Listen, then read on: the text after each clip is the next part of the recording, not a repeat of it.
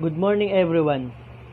My report is geographical location and people or population in Cordillera Administrative Region. So first tackle is about geographical location. The Cordillera Administrative Region, officially designated as CAR or CAR, is an administrative region in the Philippines occupying the northern central section of Luzon. The 6 province coverage of CAR are Apayao, Abra, Kalinga, Ifugao, Benguet, and Mountain Province, as well as one highly urbanized city. The regional center of Cordillera Administrative Region is the city of Baguio. Our people properly known in this region was Igorot, but also having of group ethnic identities such as Apayao or Isneg, Tinggian, Kalinga, Bontok, Kankanaey, Ibaloy, Ifugao, and Bago. And also the population of CAR, which cover of the 6 provinces, was 1,365,412 of May 1, 2000, based on the Census 2000. But in the present population, with the use of pan-census data, the total population now in CAR this year 2021 is 1,822,719, with 50.9% male and 49.1% of female. So, alam nyo na. Salamat. Good morning everyone. I am Ralph Angelo Pisolang, and I will be discussing to you the economy and means of living in Cordillera Administrative Region. So, let us know first, what does economy means? Economy is the wealth and resources of a country or region, especially in terms of production and consumption of goods and services. According to the Philippine Statistical Authority, with their 2017 Cordillera economic performance, is that the economy of Cordillera Administrative Region in 2017 had an estimated gross value added of about 150 billion pesos, from about 137 billion in 2016. The economy grew by 12.1% year-on-year, an acceleration from a revised growth of 2.3% in 2016. The growth in 2017 was the highest in 17 years since posting a 10.8% growth in year 2000. So, as you can see on the graph, that in 2015, Cordillera Administrative Region have a GVA of almost 134 billion pesos. And it gets a bit higher in 2016, reaching over 137 billion pesos. And there has been a huge increase or growth in 2017 of 12.1%, so that comes for over 153 billion pesos. So next is, what is the means of living in Cordillera Administrative Region? Cordillera Administrative Region is one of the regions in the Philippines that has a huge size of land. That is why they are more focused on mining, tourism, and agriculture. That is why most of their people are busy planting rice, fruits, and vegetables. In fact, in Benguet, Philippines, every day at least 1,500 metric tons of semi-temperate vegetables are trucked down from Benguet, a mountainous province in northern Philippines, to depots called Bagsakan in country's capital, which is Manila.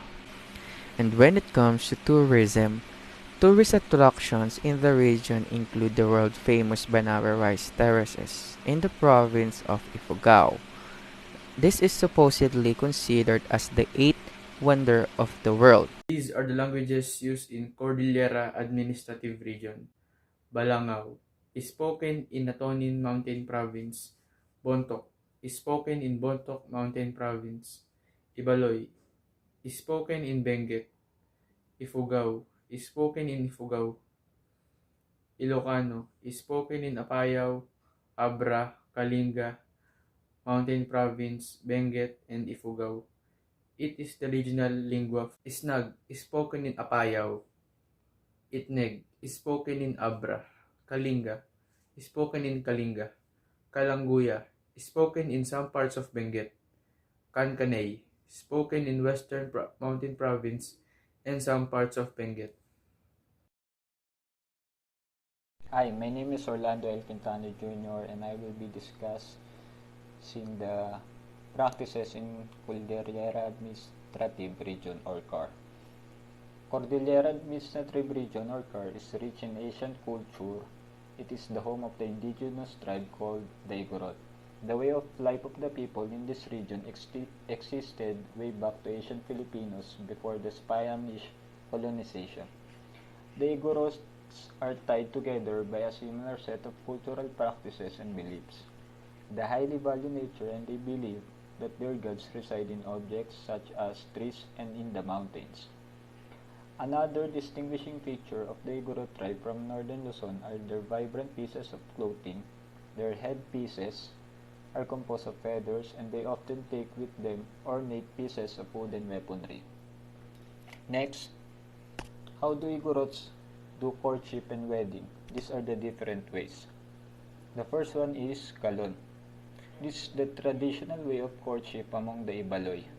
When a young man is interested in a girl, he will ask the older person to visit the girl and ask her if she wants to marry the young man. If the girl agrees, the wedding will immediately follow. The second one, kaising. This is another way of courtship where the parents of the girl and the boy decide that the two should marry. The third one, sihop or suhong, forced marriage. There are several reasons for this kind of marriage.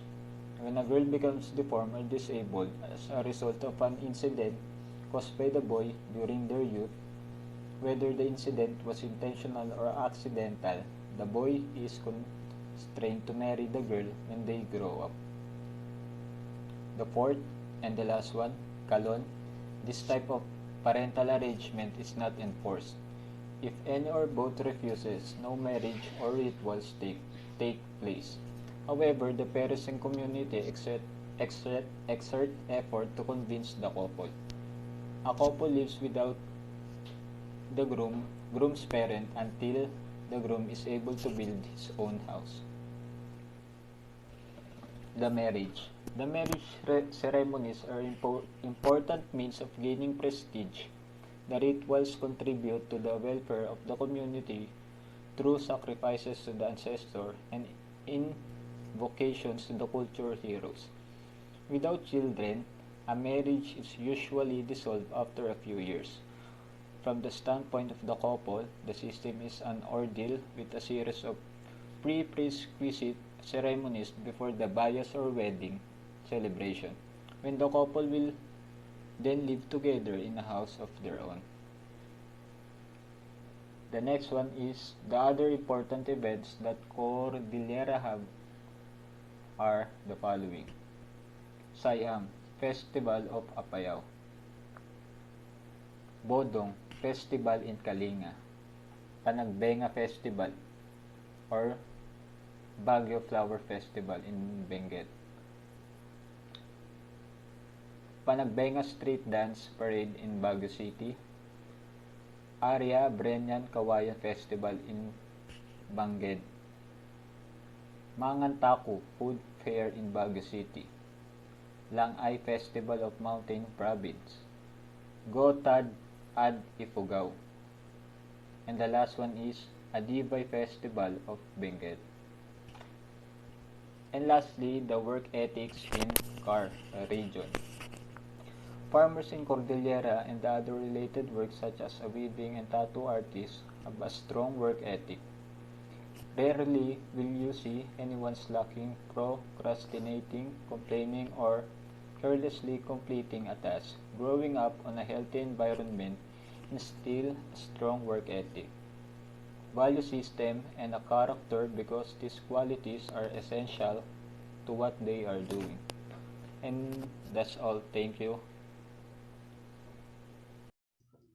Good morning everyone, my name is Robbie Kenmore and Pausa, and today I will discuss to you the symbols of Cordillera Administrative Region. First is the bulul. The bulul is made from the wooden sculptures that represent the rice granary spirits, and also it is used in the rituals that perform to call their ancestor, to protect their rice fields from the pestilence, and to ask for an abundant harvest. And the second one is the amulets. The amulets called lingling or dinumug. The lingling or dinumug is made from jade, gold, copper, bronze, stone, and other materials that's worn around the neck. The lingling is symbolized fertility, and the dinumug is symbolized prosperity and love. Thank you. And the costume of Cordillera Administrative Region. The Cordillera Administrative Region is loved to wave clothes like kain and saya. And the kain is the wear by Southern Kalinga province. It's wrapped around the skirt or tapis, which reaches below the knee and worn below the abdomen. And when they walk, one of their tights will expose. And the second one is saya. The saya is an ordinary woman's skirt in northern Kalinga. The saya is covering the body from waist to feet. Historical places in Cordillera Administrative Region. First, Santa Catalina de Alejandria Parish Church, commonly known as the Tayum Church, is a 19th century Baroque church located at Barangay Poblacion, Tayum, Abra, Philippines. The parish church, under the patronage of Saint Catherine Alexandria, is under jurisdiction of the Roman Catholic Diocese of Benguet. The church, together with 25 other Spanish-era churches, was declared a national cultural treasure with the National Museum of the Philippines in 2001. Second, Benguet State University is a state university located in the municipality of La Trinidad in the province of Benguet, in the Philippines. It started as the La Trinidad Farm School, which was elevated to Trinidad Agricultural School, TAS, in 1920. The school reopened after World War II and became the La Trinidad Agricultural High School. 4 months later, it was nationalized and renamed as the Mountain National Agricultural School.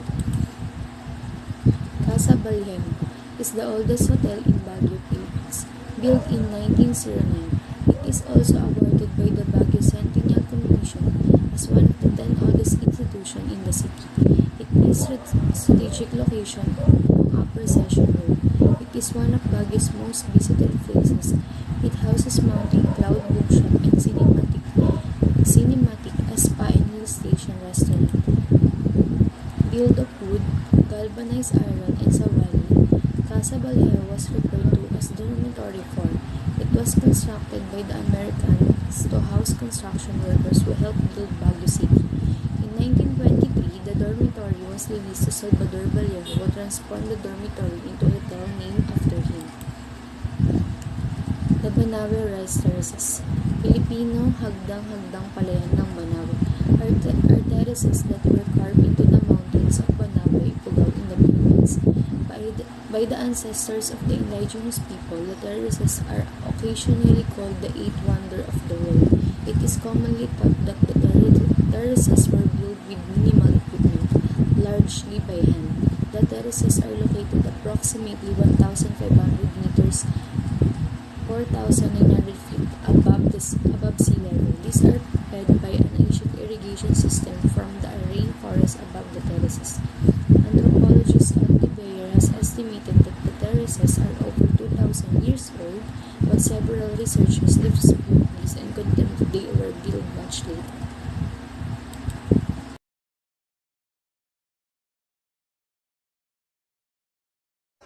This is the flag of Oceania. Flag of Oceania is a Southern Cross constellations. This is symbolize the history and heritage of Oceania's nation. The flag of Oceania's nation aims to become a recognized and widely used symbols across the continent of Oceania. A symbol for its people to use when showing support for the region as a whole, or when people of Oceania desire a common symbol to represent them. And this is the costume of Oceania region. The sunny climate of Oceania did not require people to wear bulky clothing for warmth. The inhabitants of the more than 30,000 islands exposed most or all of their bodies.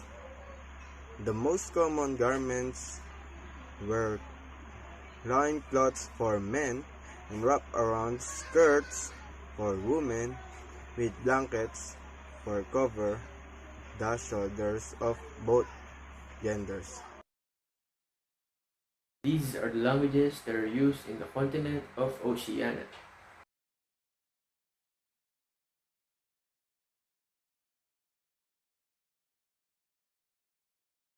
As we can see, Oceania has many indigenous languages.